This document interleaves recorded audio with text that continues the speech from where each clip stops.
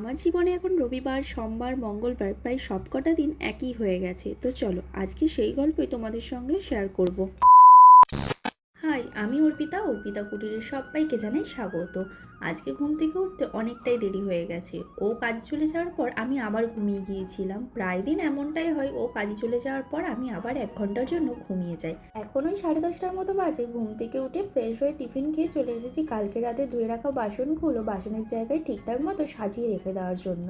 আসলে কালকে রাত্রে বাসনটা মেজেই ওখানেই রেখে দিয়ে ঘুমিয়ে গিয়েছিলাম, আর ওপর করা হয়নি। তো আজকে সেইগুলো ভালো করে সাজিয়ে দিলাম, তারপর ঘরটা ঝাড়ু দিয়ে দিলাম। আসলে ঘুম থেকে উঠতে দেরি হলে না সমস্ত কাজেই দেরি হয়ে যায় যেন। আজ হচ্ছে রবিবার আর অন্যান্য দিনের মধ্যে তেমন কিছুই পার্থক্য নেই। পার্থক্য শুধু একটুখানি, ও রবিবার হলে কাজে যায় দেরিতে আর আসে তাড়াতাড়ি, এই যা পার্থক্য। তাছাড়া সব দিনই একই, রবিবার, সোমবার, মঙ্গলবার সব দিনই প্রায় আমার জীবনে এখন একই হয়ে উঠেছে।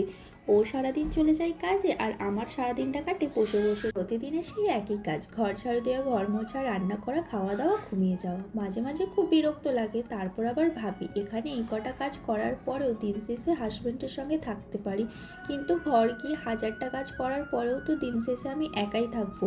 তাই এখানে যে কটা দিন আছি একটু কষ্ট হলেও হাজব্যান্ডের সঙ্গে হাসি খুশিভাবেই কাটিয়ে নেব।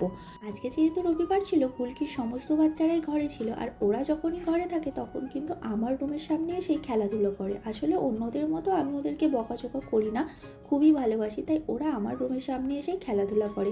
আসলে ওদেরকে খেলতে দেখে নিজের ছোটোবেলাটার কথা মনে পড়ে যায়, আর আমি বাচ্চা ভীষণ ভালোবাসি, তাই জন্য আর বকাঝকাও করতে পারি না। ওদের মধ্যে একটা পুচকি এসেছিল, তাকে আবার চটকে মুটকে একটু আদর করে নিলাম। তারপর ভাবলাম শুধু খেলা দেখলেই তো হবে না, কিছু তো খেতে হবে, রান্না তো করতেই হবে। তো চলে এসেছি এখন রান্না করতে। প্রথমে কিন্তু যেটা তরকারি করব তার সবজিগুলো সমস্ত কেটে নিয়েছি। আজকে তরকারি করব ফুলকপি, বিম কড়াই, আলু সয়াবিন দিয়ে তরকারি আর ভাত। সবজিটা কেটে সাইডে রেখে এখন ভাতটা বসিয়ে দিয়েছি। আসলে ভাতটা বসিয়ে দিয়ে আমি যাব স্নান করতে। প্রায় সময় আমি এমনই করি, ভাতটা বসিয়ে দিয়ে স্নান করতে চলে যাই। এদিকে ভাতও হয়ে যায়, আমার স্নানও কমপ্লিট হয়ে যায়। এসে পুজো দিয়ে খালি তরকারিটা বানিয়ে নেব। তো আমার স্নান কমপ্লিট হয়ে গেছে, আর ওদিকে কিন্তু আমার ভাতটাও হয়ে গেছে, একবার দেখে নিলাম। তো ভাত ফ্যানটা গড়িয়ে দিয়ে এসে আমি কিন্তু পুজোটা সেরে নিচ্ছি। আর আজ কিন্তু অনেক দিন পর মন ভরে পুজো করলাম। বেশ কিছু প্রবলেমের জন্য আমি কিন্তু একদমই পুজো করতে পারছিলাম না। আর সব থেকে শান্তি কোথায় মিলে জানো? পুজো করাতে। পুজো করলে মনে অনেকটাই শান্তি মিলে। তো